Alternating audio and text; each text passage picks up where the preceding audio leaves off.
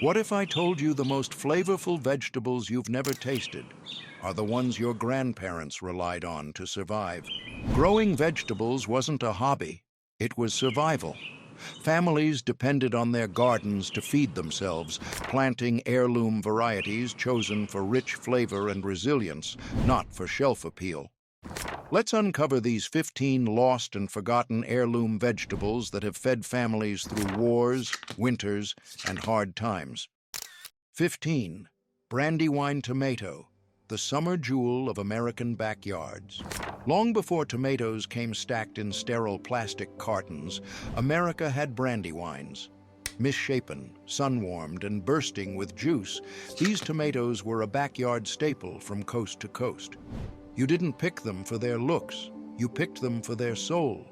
One bite and suddenly you were back in your grandmother's garden, barefoot in the grass, salt shaker in hand, juice running down your chin. These weren't mass-produced. They were hand-grown, heirloom treasures passed from neighbor to neighbor in small-town America. Thick slices landed on homemade bread with a little mayo, maybe some pepper. And just like that, you had lunch, no recipe required. Brandywines weren't just food, they were a ritual, a reminder of the days when flavor mattered more than shelf life, and every garden row told a story. No two tomatoes were ever the same, and that's what made them truly American. 14. Red Wethersfield onion, the forgotten hero of the American pantry. If the kitchen was the heart of the American home, the red Wethersfield onion was its pulse. Its deep red skin and firm white flesh once filled barrels in general stores and root cellars from New England to the Midwest. These onions weren't fancy, but they were faithful. They showed up for every supper, sizzling in a cast-iron skillet alongside potatoes and salt pork, heated by wood stoves, tossed into hearty stews, or caramelizing beside a Sunday roast. Back in the day, families didn't rely on takeout or drive-thrus. They relied on staples like this, humble ingredients that turned the ordinary into comfort food. And in the bitter cold months, when the crops had long since faded and the cellar shelves grew bare, one of these onions could still mean the difference between another plain potato and a meal that smelled like home. The red Wethersfield was more than an onion. It was a symbol of resilience, an American virtue we used to prize. 13. Hubbard squash, the winter workhorse that helped America endure. Picture a squash so big, so rugged, it could have starred in a folk tale. That was the Hubbard. Covered in rough blue-gray skin, this squash didn't need refrigeration. It was built to last, just like the people who grew it. In the early 20th century, families grew them not for show, but for survival. And come the cold months, that squash sat proudly on pantry shelves like a silent promise. You won't go hungry this winter. This wasn't gourmet cuisine. It was survival food with soul. Roasted, mashed with a pat of butter, or tucked into spiced pies that warmed cold kitchens and hearts alike, Hubbard squash fed large families during lean years. In the days before frozen dinners and fast food, vegetables like this were America's insurance policy. They were grown with patience, harvested with gratitude, and honored with every bite. 12. Rhubarb, the pioneer plant that stood the test of time. Rhubarb wasn't planted for glamour. It was planted for good reason, and it came back, no matter what. Long before America had supermarkets, rhubarb was quietly growing behind barns and along fence lines. Its tart red stalks pushed up through the soil each spring, signaling a fresh start. And in homes from Pennsylvania, farmhouses to prairie cabins, it became the first sweet treat of the year, baked into pies with last season's canned strawberries or boiled into syrups for early spring preserves. But rhubarb wasn't just dessert, it was a tonic, literally. Your great-grandmother might have simmered it into a syrup to soothe digestion or brewed it into a remedy for what ailed you. It had one foot in the garden and the other in the medicine cabinet. You didn't manage rhubarb, you respected it. You gave it space, and in return, it gave back, every year, like clockwork. It's hard to imagine a plant that better captures the spirit of old America, stubborn, strong, and rooted in trust. 11.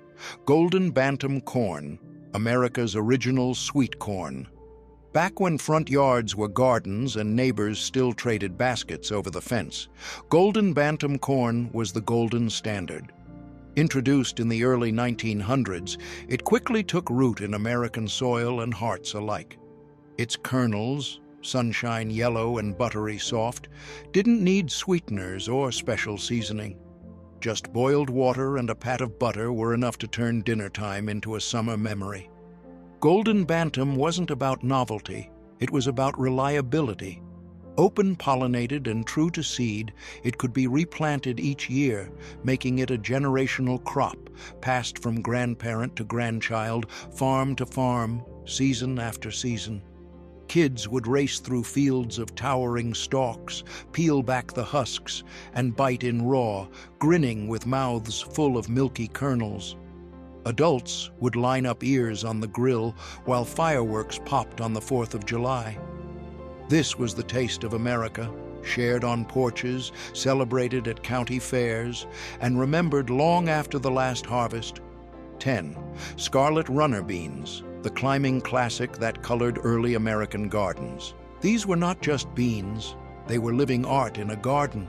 Scarlet runner beans were not just popular in the heyday of the home garden for their taste, but for their appearance as well. The bright red flowers would climb wooden fences and trellises, drawing the eye and enticing the hummingbirds. It wasn't uncommon for them to be climbing their way around weathered front porch pillars or dangling down from rustic handmade trellises alongside a white picket fence.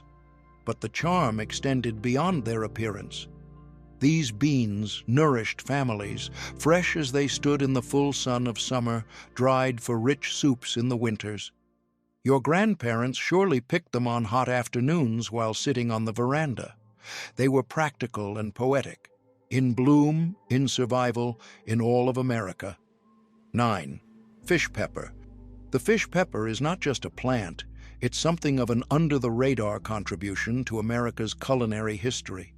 Cultivated in mid-Atlantic African-American communities in the 1800s, it found its way into Chesapeake kitchens as a standard, a livening agent in crab boils and oyster stew in pre-hot sauce store days.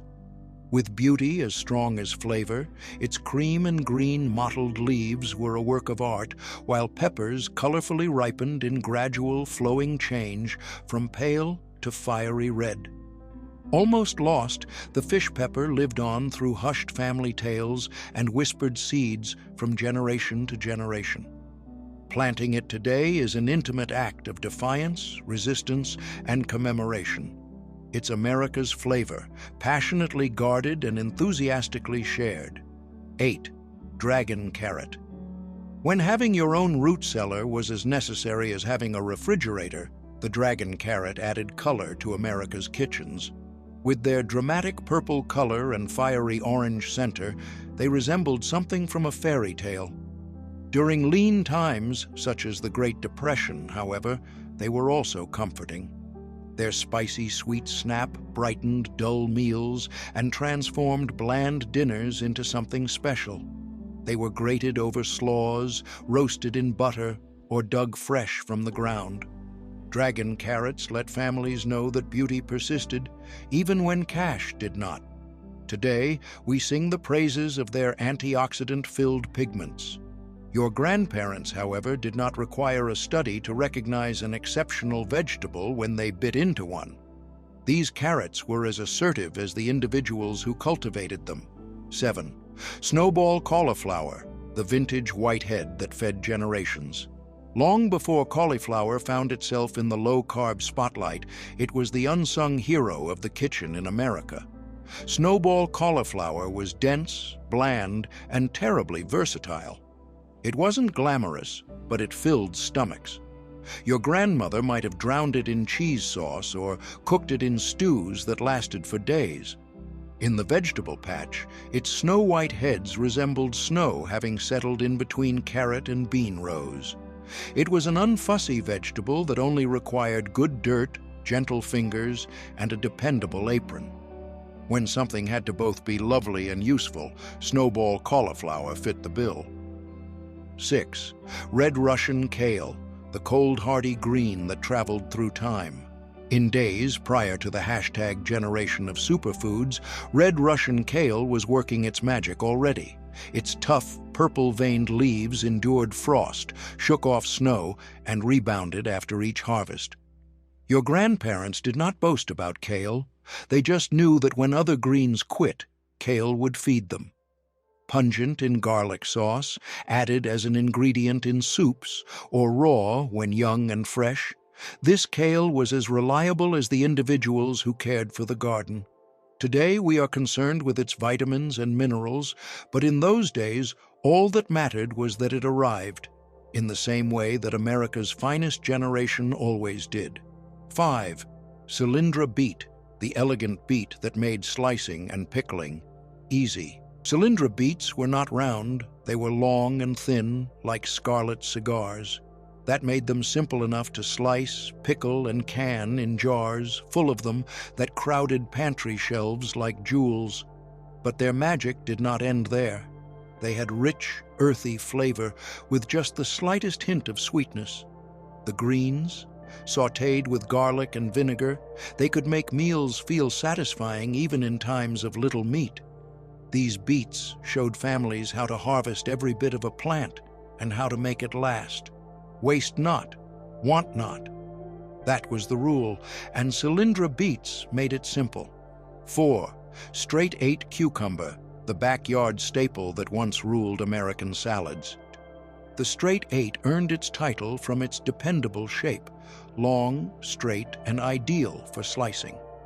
With salt or submerged in brine until they were transformed into pickles, it was the decades-long summer cucumber of choice.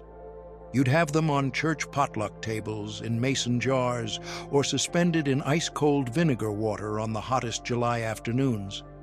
It came in abundance quickly, i.e., no one left Grandma's house without some in their bag. It was crisp, refreshing, and dependable. 3.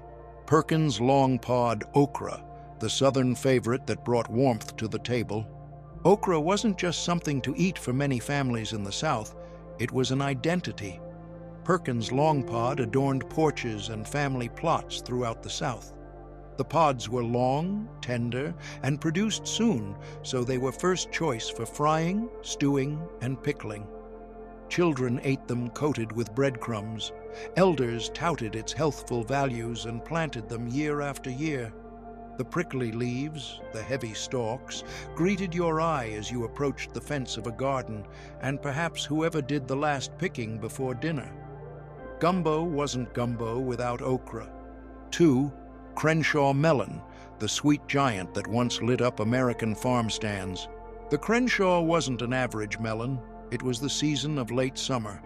With its golden green rind and luscious orange flesh, it was so sweetly aromatic that you could smell it from across the yard. Your grandparents would slice them open on hot afternoons, spooning out seeds and slicing them into sticky wet wedges for bare feet streaking through sprinklers. They were too delicate to send far away, so they remained local, personal, and ideal. A Crenshaw melon wasn't dessert. It was what summer tasted like in a slice. 1. Mammoth melting snow pea, the tender green that made spring taste like home. These were not shelled and discarded. These were consumed intact, pods included.